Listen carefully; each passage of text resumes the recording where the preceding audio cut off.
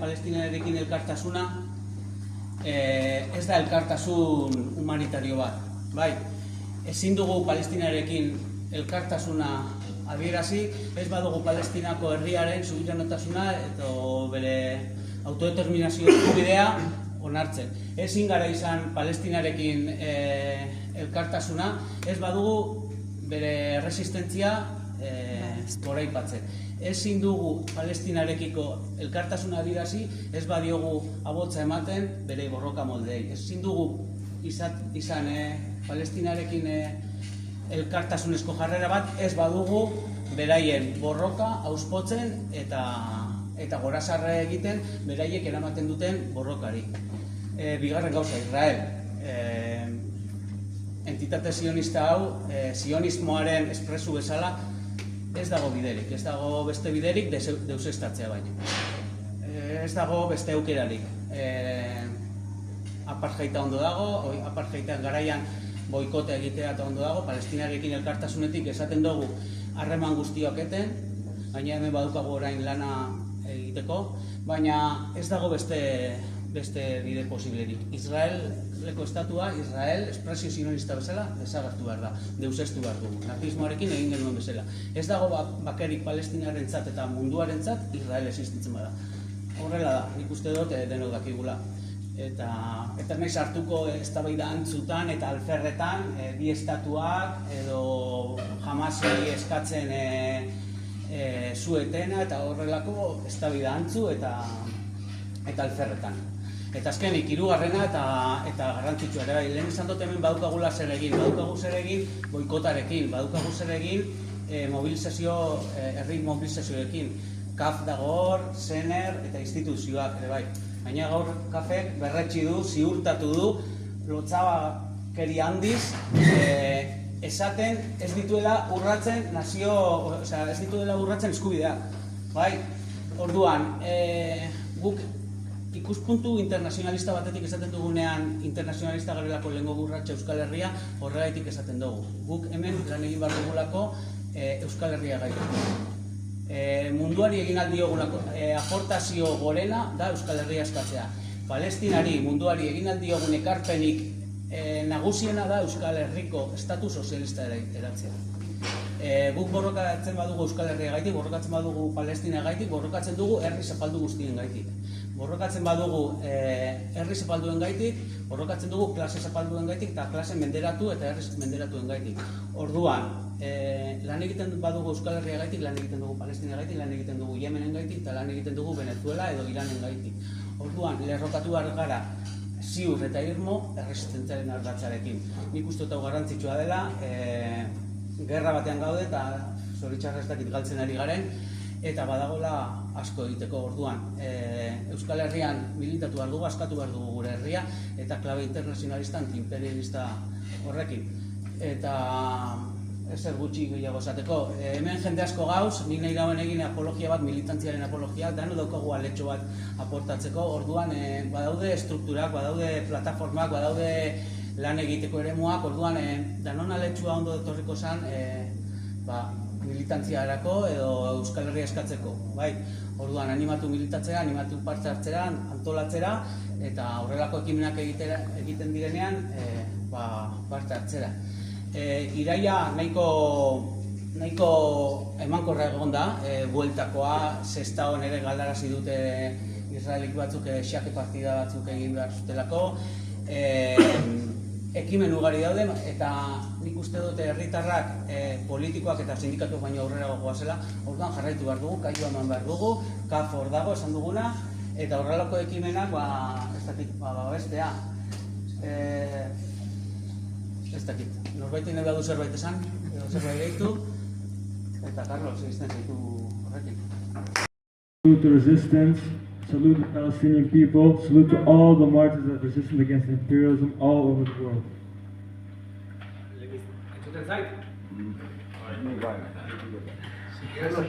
Solo que esté, aléjate un poco.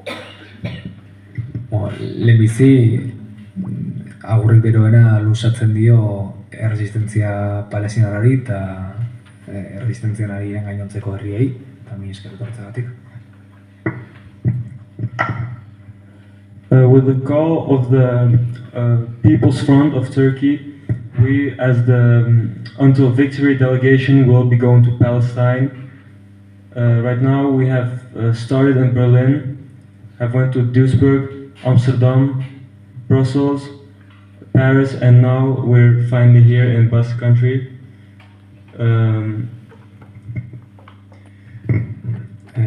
Until Victory deritzon kanpainaren barruan Palestina bidean ari dira eta Berlinetik hasi ziren eta beste hiri batzuetatik igaro dira, esaterako Amsterdam edo Paris eta oraintxe Euskal Herrira heldu dira eta jarraituko du.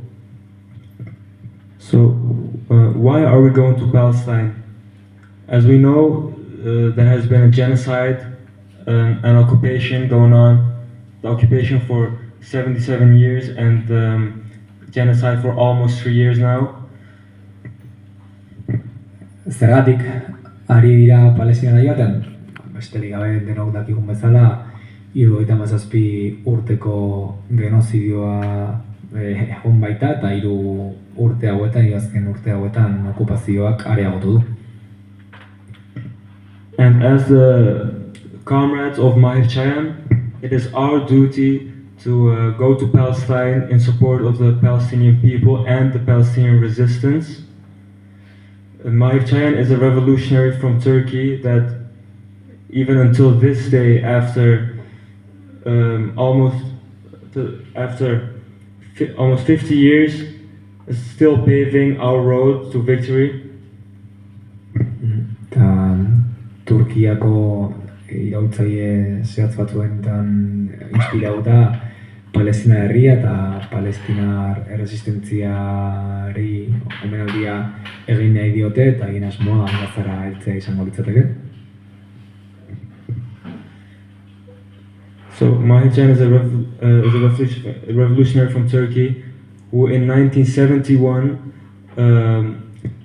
put the Palestinian cause also in our revolutionary program in Turkey by kidnapping and then punishing Ephraim Elrom, the consul of Israel in Turkey, which is not only just a consul, he was a blood-stained murderer of Palestinians.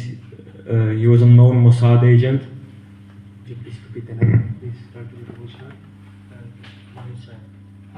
Mahir Chayan izeneko turkiar iraultzaileari euren omenaldia egiteko modurik onena ikusten dute, izan ere 1971 Mossadarentzat lan egiten zuen israeldar kontsula omen zena, baina haien ikuspegian zalantzarik gabe hiltzaile odoltsua zena baitzuen eta bide horretan jarraitzen duten ibilbidean enfokatzen dute euren borroka moldea. By carrying out this action, he put internationalism, the Palestinian cause, as a must in the Turkish in the revolutionary program of Turkey. This was the first action done, and the first action to put out the name of the party he just created, that is the THKPC. THAPC, hau da THAPC deritzon alderdi politiko berriaren berri ematen ari zaigu orain eta nolabait ibilbide horretan sakontzeko jarraituko digu inspirazioaren berri ematen. As Marxist-Leninists, we have to be internationalists because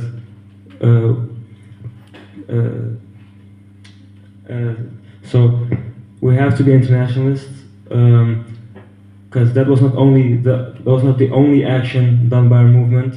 Also, during the first Intifada, our prisoners requested to donate blood to the Palestinian people.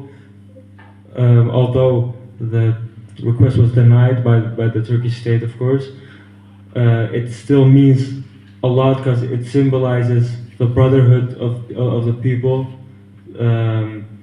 all over the world. Internazionalista bezala eta marxista-leninista bezala, haiek Turkiar markoaz ari bazaizkigu ere, argi utzuten nazio arde osori dagokion kontua dela hau, eta ataza honen barruan lehen intifadaren adibidea jarri dugu, non diru eta baliabide bilketa hasi zuten Turkian, nahiz eta gero galarazia izan zen, eta horretarako nebarre batasuna azpimarratzen ari dira gaur egunen arte doana.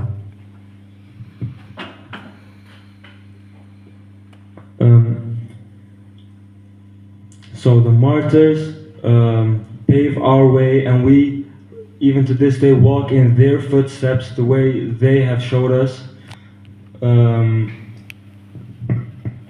We say that resistance is the only thing that can bring liberation to the people. Without liberation, there is no struggle, there is nothing left.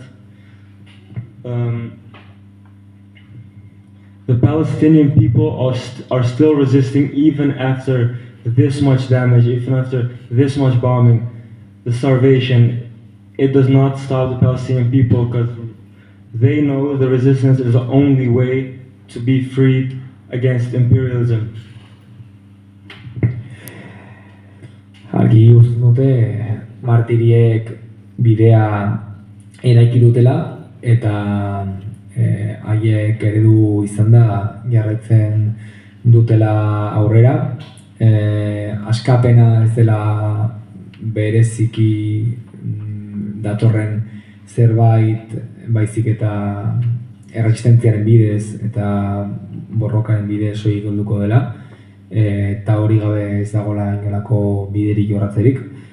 Eta azkenik Palestinar herriak nola erresistitzen jarraitzen duen goraipatu nahi dute, azken une hauetan kontuan izan da zelako gozete erabat orokortua dagoen Gazan.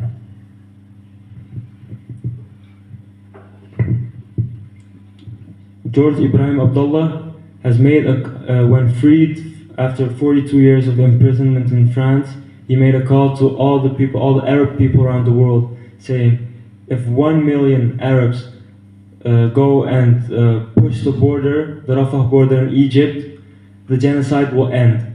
And we as revolutionaries also have seen this this call, and we've said, maybe we're not 1 million, but what makes us strong is resistance.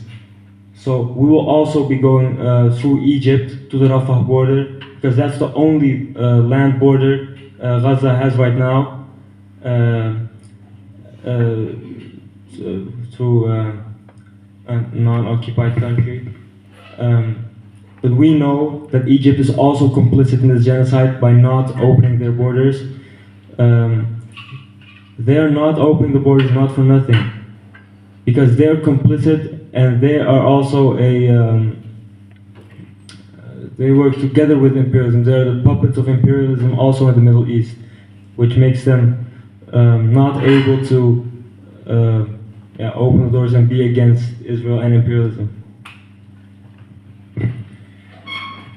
Guztiok ezagutuko zuen George Ibrahim Abdallah Libanoarrak ia 42 urte eman ditu hartzelan, hauek azkenak jaso dira lan emesanen, Toulouse alboan, eta asko ezagutuko zuen euskal preso politikoekin partekatu egin baitu ziega eta bar.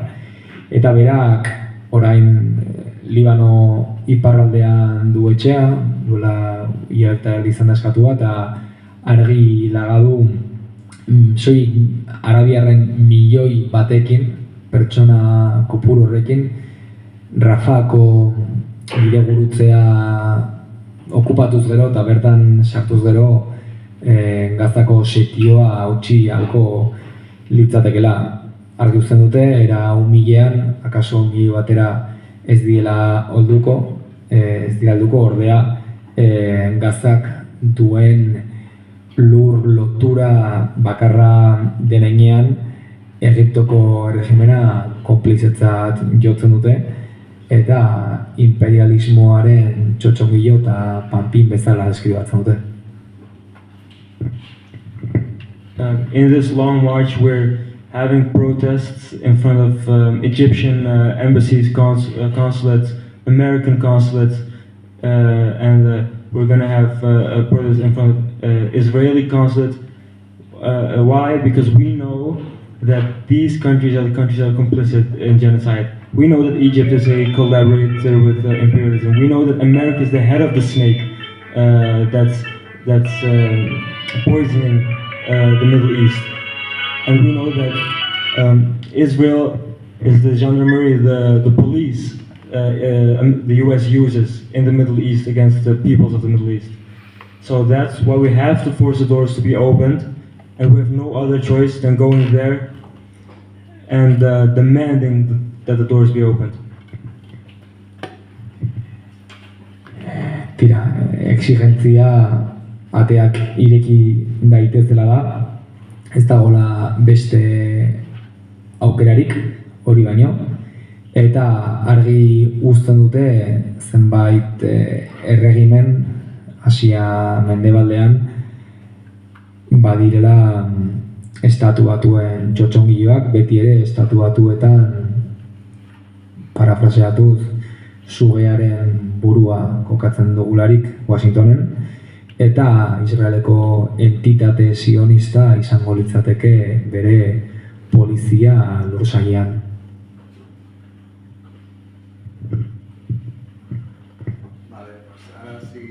Pasamos a hacer una serie de... Han contestado muchas de las cosas que teníamos en las preguntas, pero bueno, si quieres les doblas a castellano y así hay cosas que se van a repetir, pero bueno, pues desde Palestina aquí en el Cartasuna hemos preparado una serie de preguntas para dinamizar un poco, luego podéis hacer las que queráis. Quizá la primera pregunta... vale, pues quiere comentar una cosita primero el camarada.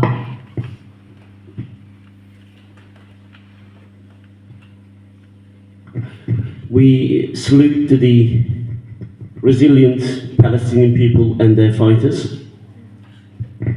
Doakiela agurra palestinar herriari eta bere borrokalari tinko eta irmoei. Salute to the Palestinian political prisoners.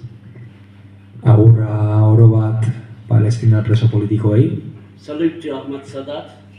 Ahmad Sadat, hau da, palestinar askapen herri fronteko zuzendari idazkai nagusiari 2002tik dagoena preso agurrik beroenare. We salute the martyred leaders of the Palestinian people. Eta palestinar herriaren martiri liderrak ere agurtzen dituzte.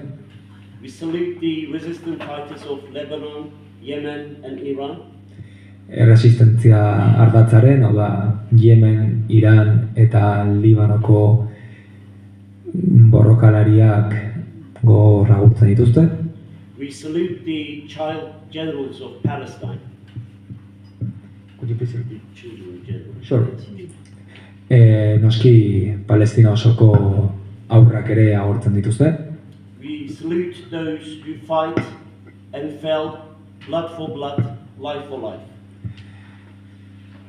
Aldi berean borrokan erori diren guzti horiek agurtzen dituzte odolagatik eta bizitzagatik.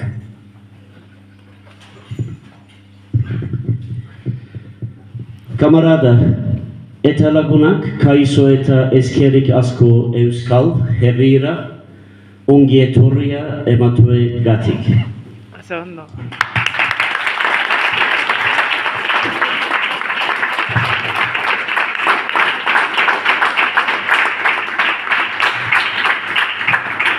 I want to start in Basque because we know the Basque language and the Basque country for many years and the repressions the Basques has faced over centuries.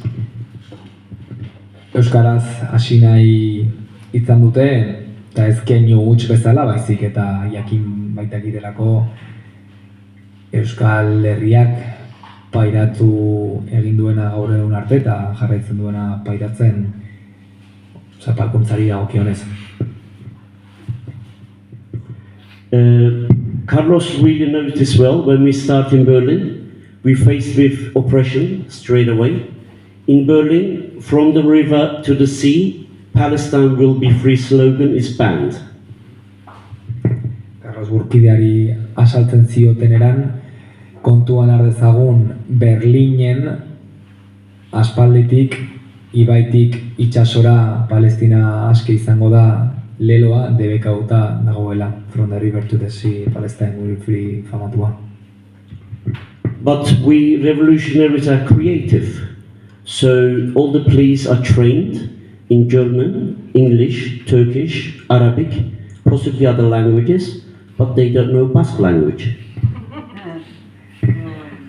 Txagurrak internauta dauden heinean hizkuntza ezberdinetan ulertzen gaituzte, izan alemanieraz, izan ingelesez, baina momentuz han, behintzat, euskaraz ez dakite eta hori baliatzen dugu.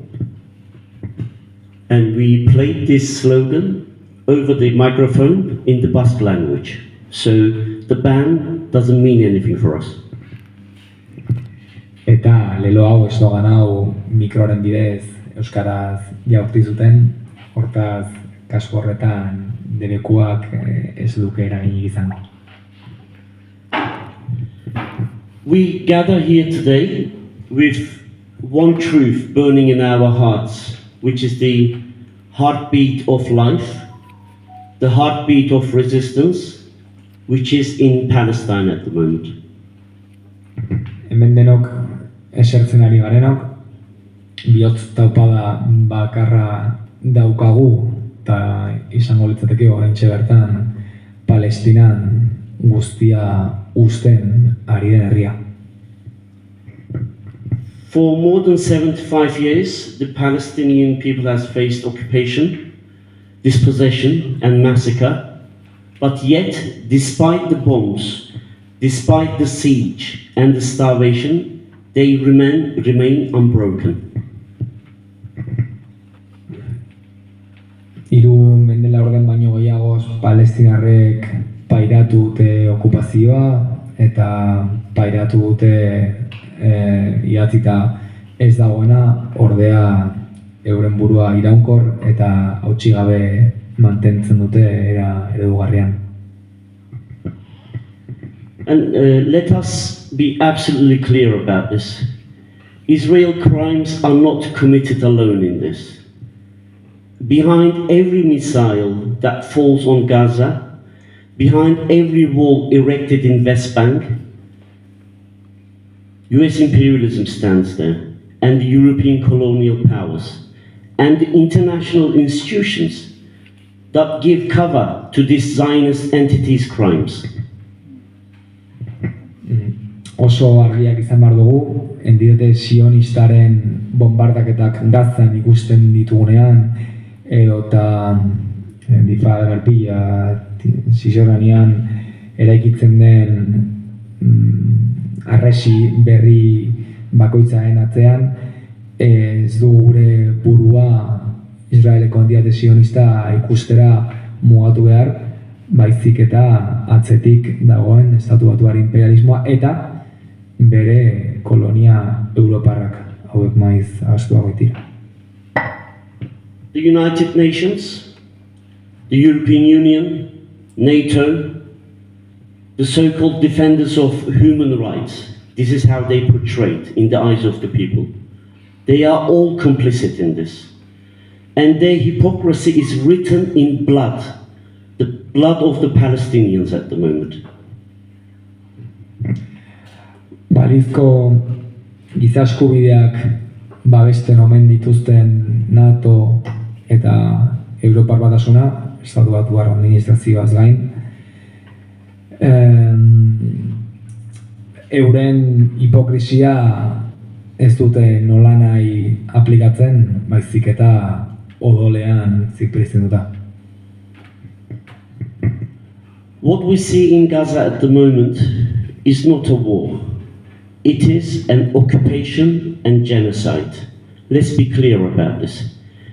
It is the continuation of the Nakba, carried out with the latest technology of the imperialist death squads at the moment. Argi izan behar dugu, gelaretan guztio dakiguna, hau da, egun Gazan jasotzen ari dena ez dela inondik ere gerra bat, genozidioa baizik, eta zalantzezpirik gabe Nakbaren jarraipena besterik ez da. Kontua da azken belaunaldiko heriotza imperialistaren teknologiaren bidez gauzatzen ari direla. And children are starved deliberately, not by coincidence, deliberately.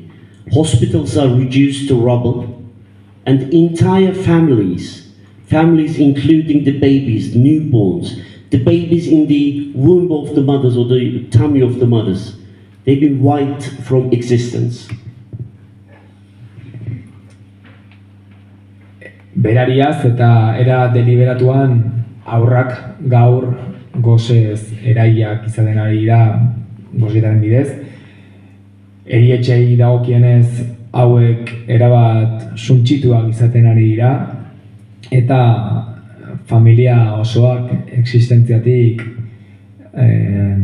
desagarraraziak izaten ari dira puntu bateraino zeinetan haurdun dauden emakumeen aurrak ere eraiak izaten ari dira modu deliberatuan. And yet, the world powers, those governments in the imperialist countries, all the imperialist institutions, they applaud, they justify, and they fund this genocide and occupation. Ta alare, munduko balizko giza eskubideen defendatzaileak eta potentziek txalotzen dute, justifikatzen dute eta finantzatzen dute gure aurrean daukagun genozidio hau. This is not just Israel's crime, it is an imperialist crime. We have to be really careful with this. Imperialist crime going on in Gaza, in Palestine at the moment. Ez gaitezen tropatu, ez gaitezen engainatu, hau ez da Israelen krimena bakarrik. Israel soilik aurpegia da, baina atzetik dagoena imperialismoaren basakeria besterik ez da. Well, as my comrade explained about our leaders and the history is repeating itself again, and it's teaching us right now.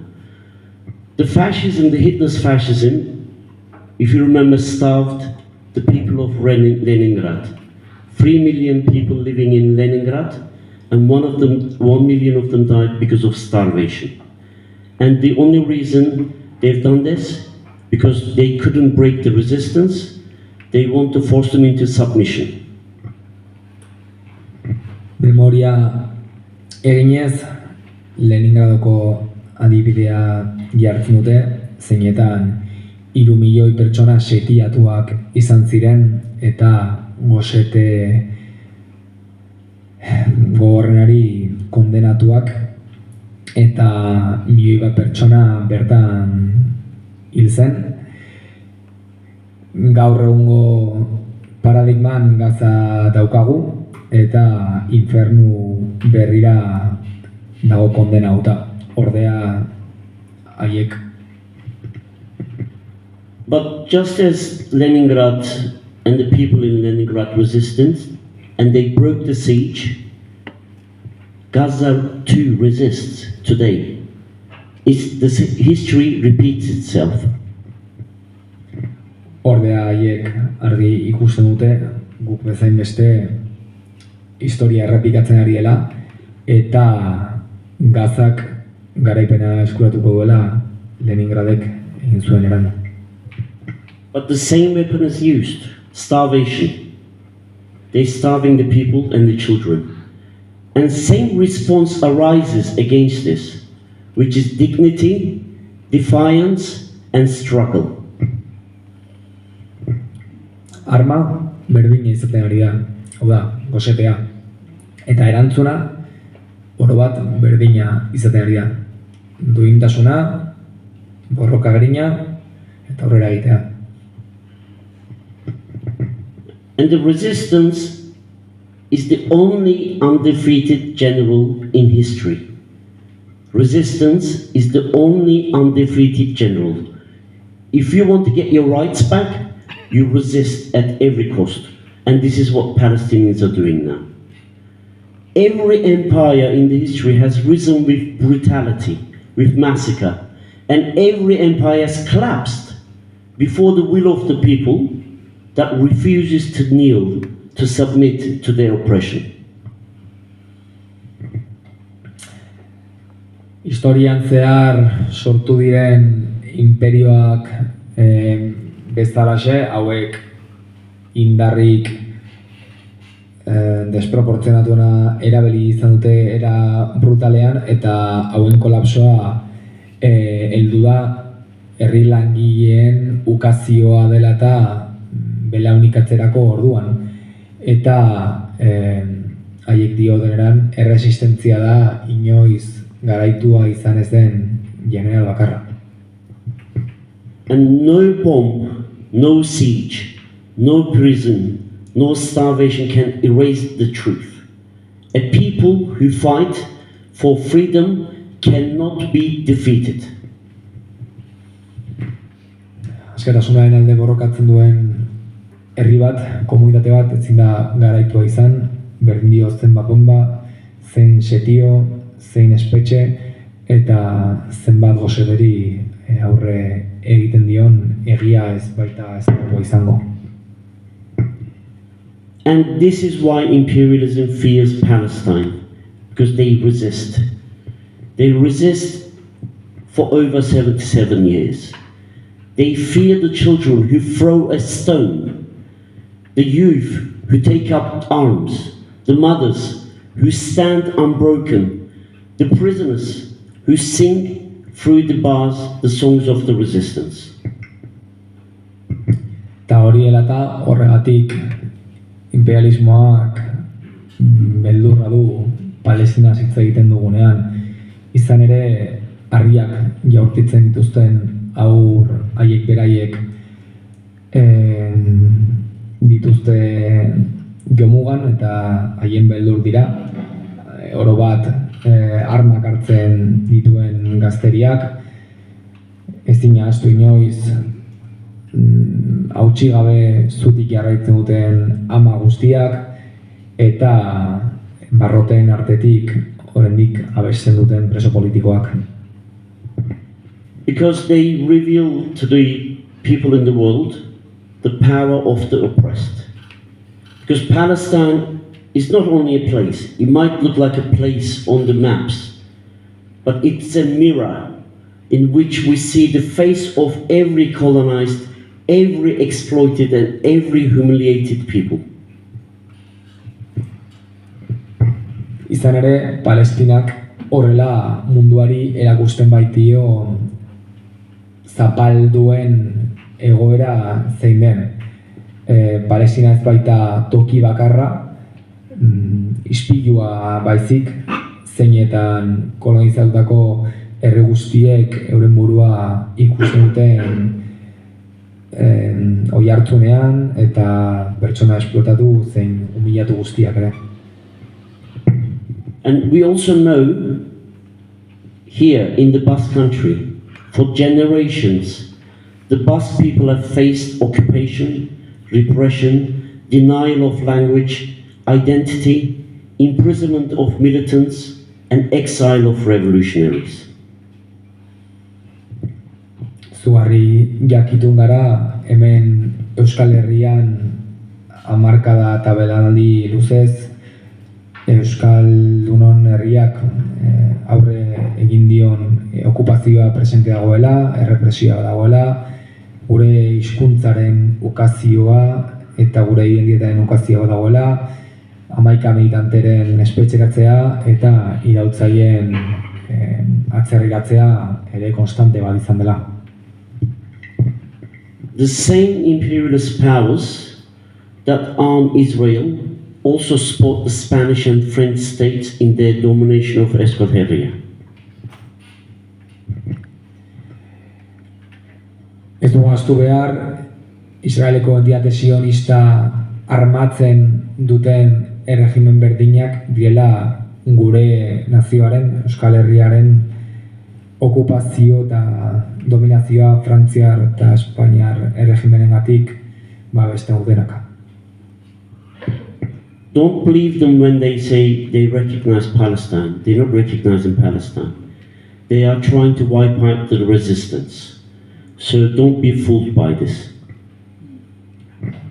Ez gaitezen mesedez trampetan erori eta ez gaitezen trompatuak izan orain zenbait herrialdek, ekar dezakegu Keir Starmerrek bera edo Sánchezek esan dutena, Palestinar estatua aintzatestearen gainean, ez dituzte aitortzen palestinarrak, izan ere asistentzia suntsitu eta betirako ez da nahi baitute.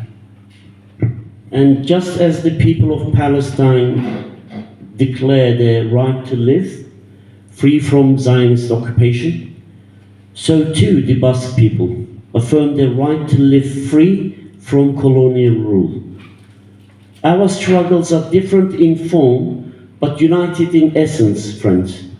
The struggle for liberation against imperialism. Gure borroka moldeak ezberdinak izan alba dirare, esentzian batuta daude, ezen eta imperialismoarenokako borrokan ari baikara. Eta euskaldunoi esaten digute palestinar herriak okupazio sionistaz haratago bizitzeko eskubidea daukanean, guk euskaldunok daukagula gure eskubidea nazionalki aske izateko. From the streets of Gaza to the prisons of Turkey, from Euskal Herria to Latin America and Africa, we recognize one another through the struggle. So struggle is what unites us. Our enemies are the same imperialism, fascism, Zionism, and our destiny is bound together in unification. We have to unite because the imperialists and their war machines are uniting against the resistance and the people. We have no choice than uniting. Ez dugu batasuna eta elkarrekin egoterik ez den beste aukerarik. Izan ere imperialistek uneoro euren burua elkartzen dute eta gerra makina uneoro elikatzen dute. Beraz, Gazako kaleetatik Turkiako espetxeetara eta Euskal Herritik igaroz Latin Amerika eta Afrikara, batak besteari bere borrokaren zilegitasuna aintzatesten dio gure etsaiak berdina baitira. They want us to believe that resistance is hopeless. They want us to accept despair. But the Palestinian people proved the opposite today with their defiance, that the resistance is life itself. If you want to live, you need to resist. That it is better to start with dignity than to live as a slave. This is what the Palestinians are teaching us at the moment. That it is better to fight and fall with honor than to accept a life without freedom.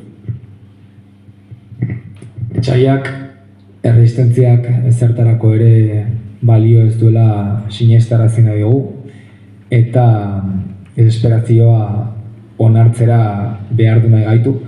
Ordea, palestinar herriak zerbait erakusten badu, zuzen ere aurkakoa da. Hau da, hobe dela duintasunarekin gosea igarotzea, esklabu bezala bizitzea baino. Eta halaber, hobe dela borrokan erortzea, duintasuna eta horarekin askatasunik gabeko bizitza onartzea baino. And we gathered here, we have a duty, that's why we gathered here, that's why we are here. not just for words. What I'm saying is a word, but what we want to do is an action. Solidarity must mean more than sympathy.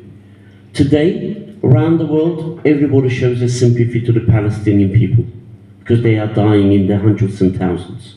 But we need action, because action speaks more. Behar bada empatia edo simpatia izatea batzuek pentsa dezakete aski dela, eta hau ez da aski inondik ere, izan ere akzioa eta ekintza da lehentasuna hitzek baino ekintzek askoz ordenago hitz egiten dutelako. And for us, it means building an international front against imperialism and Zionism. It must mean confronting our complicit governments who directly arm Israel, directly or indirectly, like what Turkey is doing at the moment, who defend its massacres, who criminalize those who stand with Palestine. So we have an enemy that leaves us no option but to unite and stop the words, move into action. Lehen ondo aipatu duen eran, etsaiak ez digu batzea ez den beste alternatiba ikusten, izan ere nazioartean imperialismoaren aurkako eta bere barruan dagoen sionismoaren aurkako fronte bat eratzea gako ikusten baitute. Hau bere bizikoa da, gusapatzen gaituzten erregimen eta gobernuei aurre egiteko, izan ere hauek baitira Israel armatzen ari direnak eta bere masakreak bultzatzen.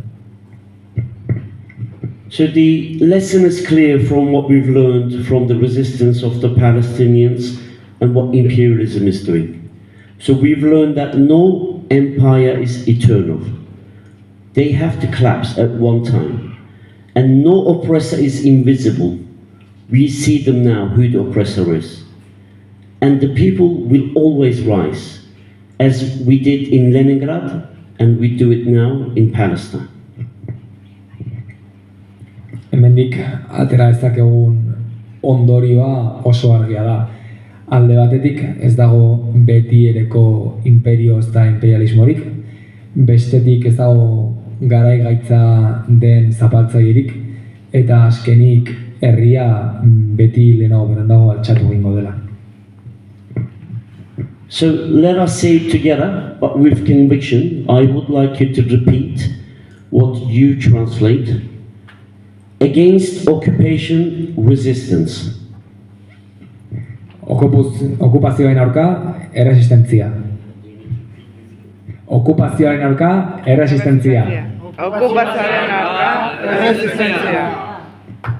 Against genocide, revolution. Genozidioaren aurka, iraultza. Genozidiaren aurka, iraultza. Against imperialism, international solidarity. Imperialismoaren aurka, nazioarteko elkartasuna.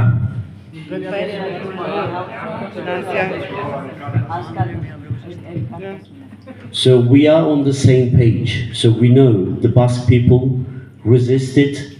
They sacrificed so much. They teach the world about the resistance. But those imperialists, the Zionists and the fascists, pushing us to despair and hopelessness. But we are hopeful.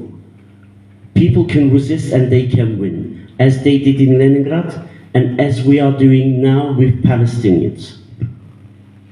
Leningraden egin bezala eta Palestinak egun erakusten digun bezala, herriak kapaz dira irabazteko eta horregatik itxaropentsu egon behar dugu. I would like to complete my speech with 3 words, and then I would like to call my comrades here. And with them, we've got a call to you. We have a request, what you can do and how you can support this march. Oraintxe bertan bere burkideak, bere lagunak deituko ditu eta eskakizun bat daukate, proposamen bat, haien martxa, haien proiektua babestu ahal izateko. From the river to the sea, Palestine will be free. Eskual herria askatuta, herriak garaia.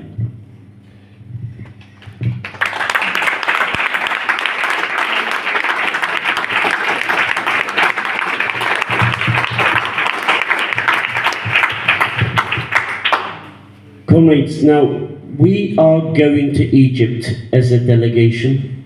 As my comrade said, it's called Until Victory Delegation. This means until the victory, we will not stop.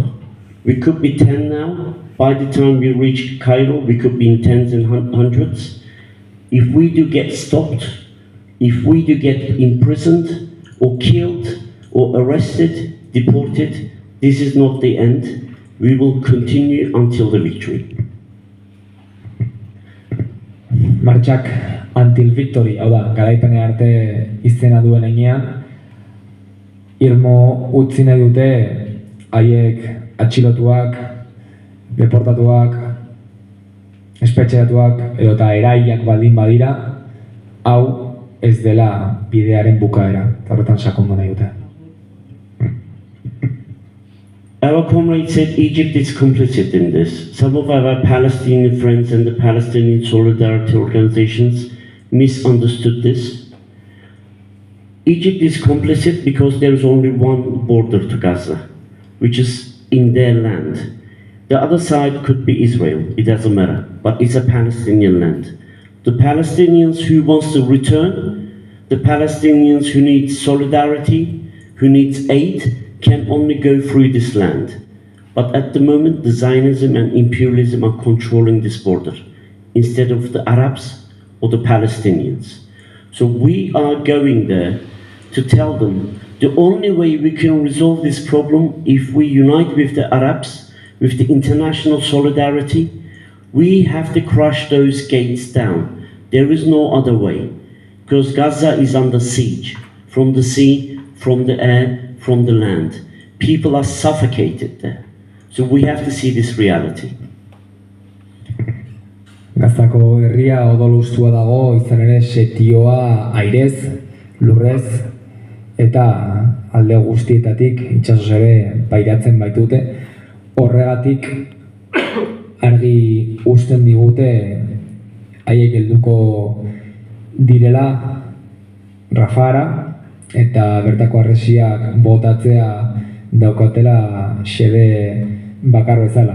Izan ere arabiarrek kontrolatu beharko luketen bidegurutzea egun tamalez naziarteko imperialismoak kontrolatzen baitu eta ez dagozkien benetako jabeak. Now I call my friends and comrades, the delegates in Until Victory to here, and I would like to introduce them to you. And then we have a call, we ask you what you can do. You can sit down, please. Just my comrades using the delegation.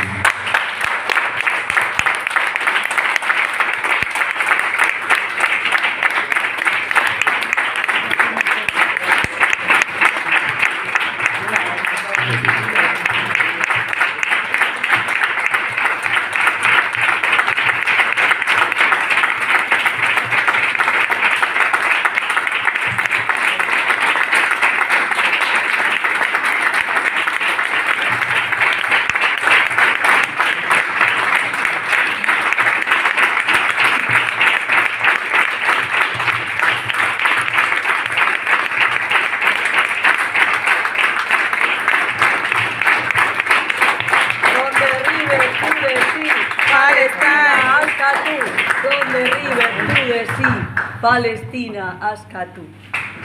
Friends, as we said, with the call of the People's Front, we heard the call of the Palestinians, the children who have died, who are killed by the Israelis. We came together from different institutions and groups and organizations. Sevil is from the People's Front, and also Sevil is from People's Cinema, and Devrim is from People's Cinema. Burkiden aurkezpena egiten hasi ezkigu, eta alde batik People's Cinema, you've said? Or is it based in Turkey? It's an organization called the cinema is for the people, so we call it People's Cinema. Ados. Ba, People's Cinema, hau da, herriaren zinema izena daukan antolakundeko kideak dira, mi esker. We have representative from our youth wing, Revolutionary Youth, Yildiray, and we have Urtan from Revolutionary Youth. Aipatu dituen bi burkideak Revolutionary Youth, hau da gazteri iraultzailetik datoz, Turkiatik ere. We have a representative from Grup Yorum, Berivan. They are a music group, revolutionary music group, and this year is their 40th anniversary. Berivan joins us in this delegation from Grup Yorum.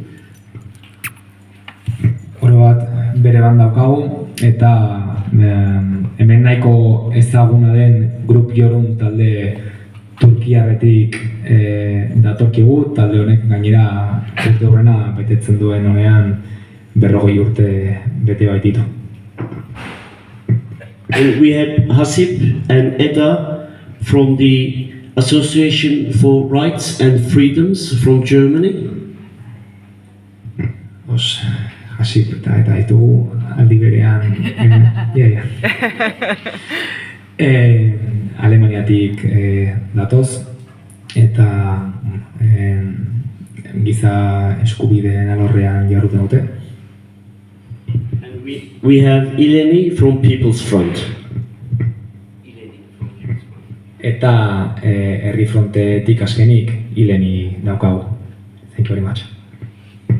So we are going to Gaza. We might be going to Cairo, but we are going to Gaza. This is our aim.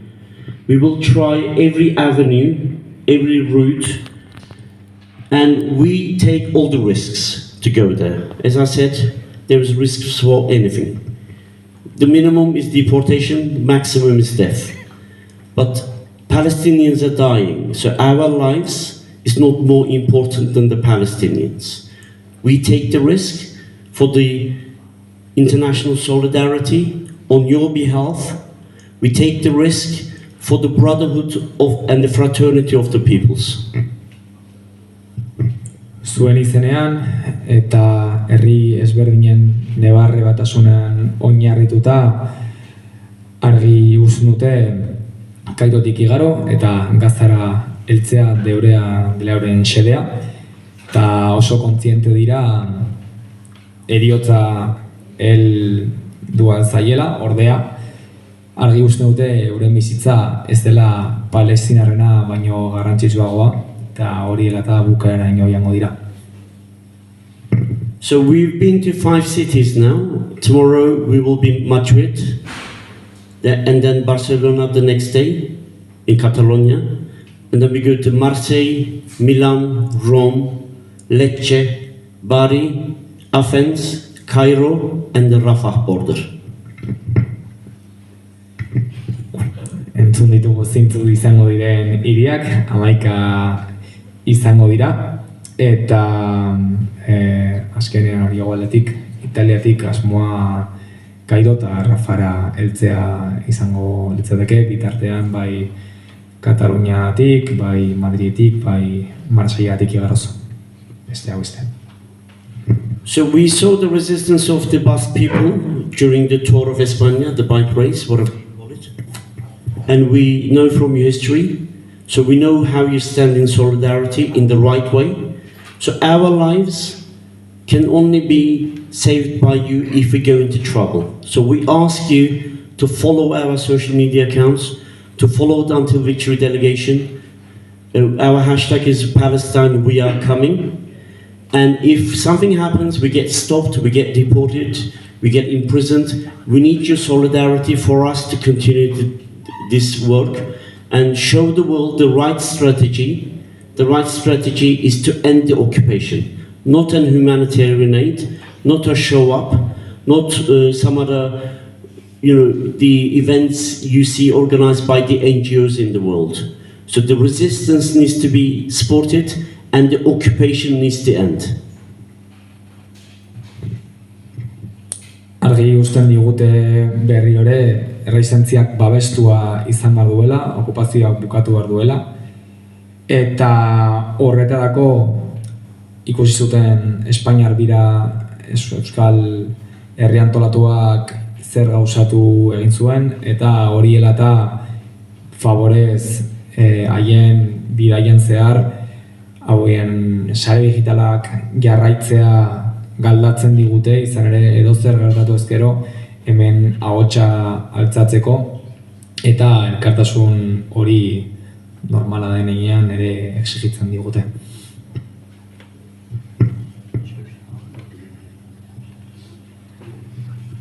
So with the translation it takes so long, I know, I'm really sorry. And I thank my comrades, and we will be your voice to Palestine.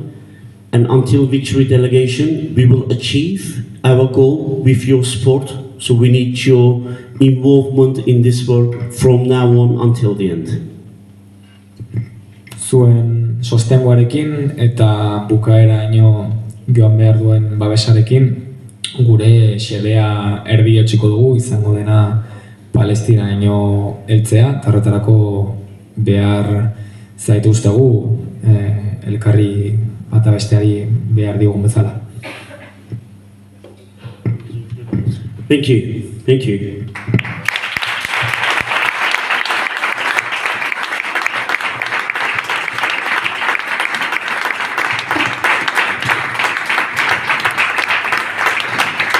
Y bueno, como la lista de preguntas que teníamos se la han fusilado entera, básicamente ya se han dinamizado ellos solitos, pues cualquier pregunta que le queráis hacer sobre la caravana, sobre lo que viene, sobre lo que va, y si no, pues bueno, alguna preguntilla tenemos por aquí, pero creo que es más importante que las dudas y las preguntas que tengáis vosotros y vosotras, se las hagáis directamente y se las traduzca así el compañero. Así que cualquier duda o pregunta que tengáis, os relajo.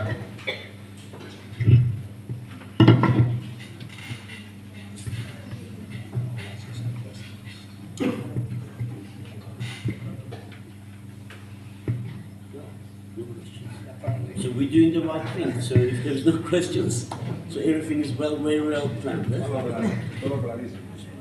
Carlos. Más que una pregunta es una preocupación.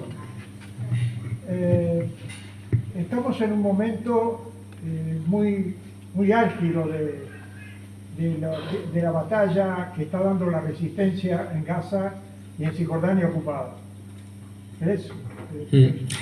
Well, rather than a query, it would be just a certain worry which is wandering his head currently. In the heat of the battle, which is taking place right now in Gaza and the West Bank, he wants to comment on something. Y justamente en este momento pareciera que todas las instituciones, los personajes, los funcionarios, hasta los reyes, se han dado cuenta que existe un genocidio. It seems that pretty casually it's been right now where out of the blue certain institutions, certain regimes, governments and even kingdoms have realized that genocide is taking place. La sensación que tenemos algunos es que se está preparando, y además no es casualidad, la reunión internacional sobre los dos estados que se hizo a la ONU, se está preparando la idea de la post-Gaza en el sentido de ayudar a los traidores de la ANP, de la Autoridad Palestina, a que tomen otra vez bríos. Estaban muy alicaídos por traidores. ¿Qué opinión tienen ustedes de eso, de esa percepción que tenemos algunos compañeros y compañeras?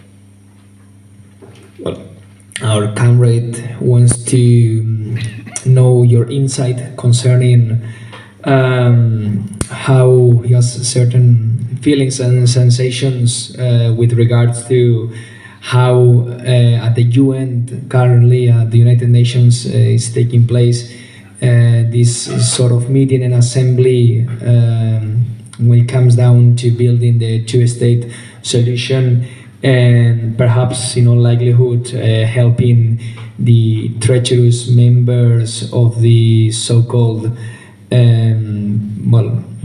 Palestinian National Authority gain control over Gaza and regain the holds after being.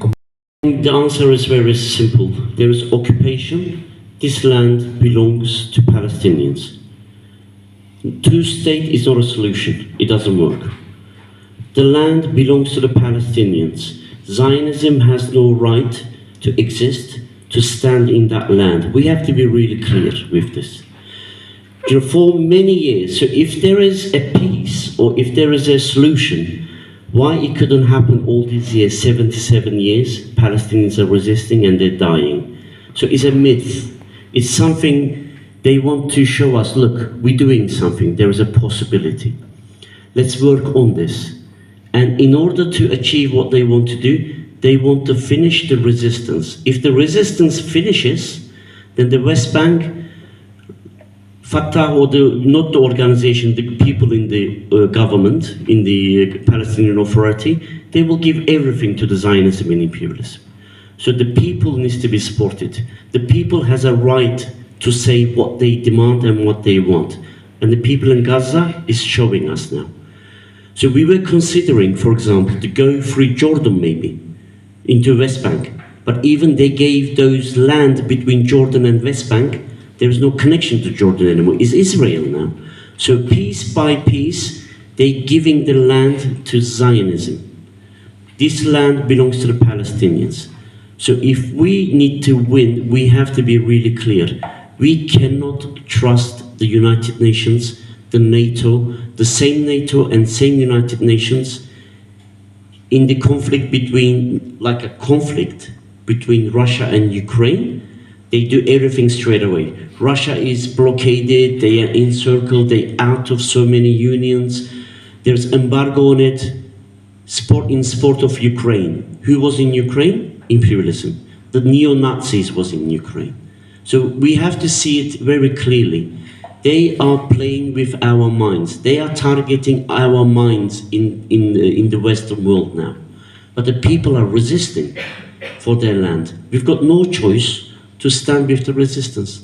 We don't want the same thing to go over for another 77 years. That's all right, no trouble. No trouble. It's been a lovely explanation, no wonder. Claro, el sionismo al final no tiene ningún derecho a existir y por ahí parte la situación de los dos estados. Si se ha llegado a este punto durante 77 años, no va a ser solucionado por una performance llevada a cabo en las Naciones Unidas o por ciertas ONGs que lo único que buscan es acabar con la resistencia y que ciertos dirigentes, pues el Tajlan o Abu Mazen, de la mal llamada ANP, tomen el control. No Fatah, no el partido Fatah directamente, sino ciertos dirigentes que están en Cisjordania. Y el pueblo en Gaza ahora mismo nos exige el hecho de aceptar su lucha y aplicarla aquí con el mismo mensaje. Y ellos nos relatan cómo han considerado entrar por Jordania, sin embargo han visto que prefieren tener un contacto directo con la entidad sionista y por eso el hecho de optar por Egipto. Y al mismo tiempo quieren puntualizar el hecho de que no debemos nunca fiarnos de esta clase de instituciones internacionales, ya sea la ONU o ya sea la propia OTAN, ni qué decir, y nos han adjuntado el ejemplo de lo que ocurre con la Federación Rusa, que la cual está bloqueada y sufre constantemente embargos, expulsiones de la cultura, del deporte, ya que el imperialismo, mediante sus grupos neonazis, está en Ucrania, al igual que utiliza el sionismo, el imperialismo en la entidad sionista de Israel.